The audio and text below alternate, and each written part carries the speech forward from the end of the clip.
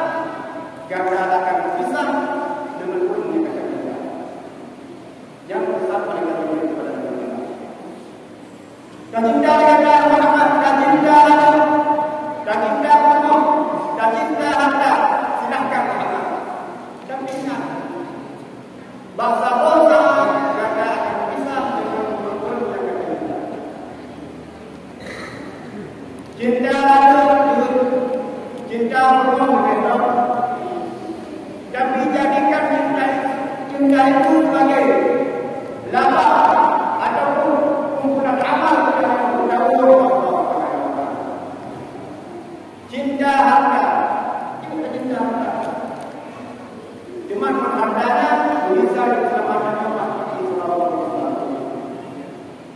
Iman dan kita harta kita bersyukur yang tertuju pada Allah. Iman dalam cara bersyukur nah lebih berharga pada Allah menggunakan ibadah jalan-jalan yang menggunakan dia menggunakan harta tersebut adalah yang diridhai oleh Allah. InsyaAllah harta-harta itu dia akan membantu dengan konsekuensi kita. Yang kedua, kemudian yang ketiga, yang melihat pesan malaikat Jibril juga Nabi Muhammad, wa'mal ma syi'ta fa innaka musawwirun. Dan kemudian Nabi Muhammad mengatakan katanya bahwa batu yang terbuat aturnya akan ada yang bertanggungjawab kepada Allah. Bumi yang akan diberikan kepada Allah, batunya akan berakhir bertanggungjawab. Anak yang akan diberikan kepada Allah, anaknya akan berakhir bertanggungjawab. Apabila ada umur maksud tanpa mereka dengan bahwa Allah yang menjadi pemimpin keluarga, maka umur dia akan mendapatkan akibat terburuk.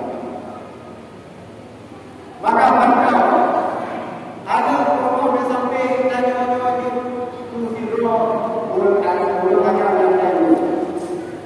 Dibandingkan membiarkan keluarga dalam maksiat. Bukan dia dalam syurga, besurga.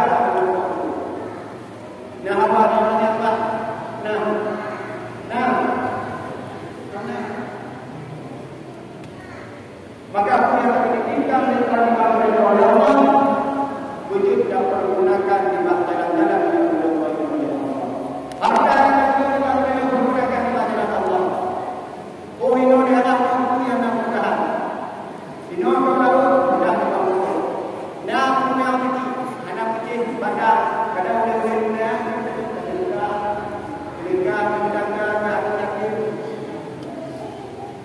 dengan yang telah hadir sedekah insyaAllah boleh mengajar akan berguna di orang yang Allah ni malaikat itu pertama berada di dalam neraka boleh menaikku Yakub ikut neraka mampu boleh mencontoh daripada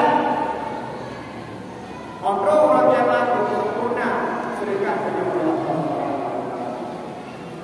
Masyaallah ini tidak mendengar orang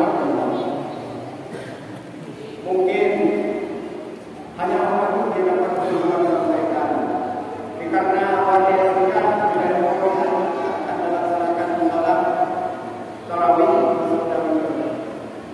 yang tidak terkesimpulan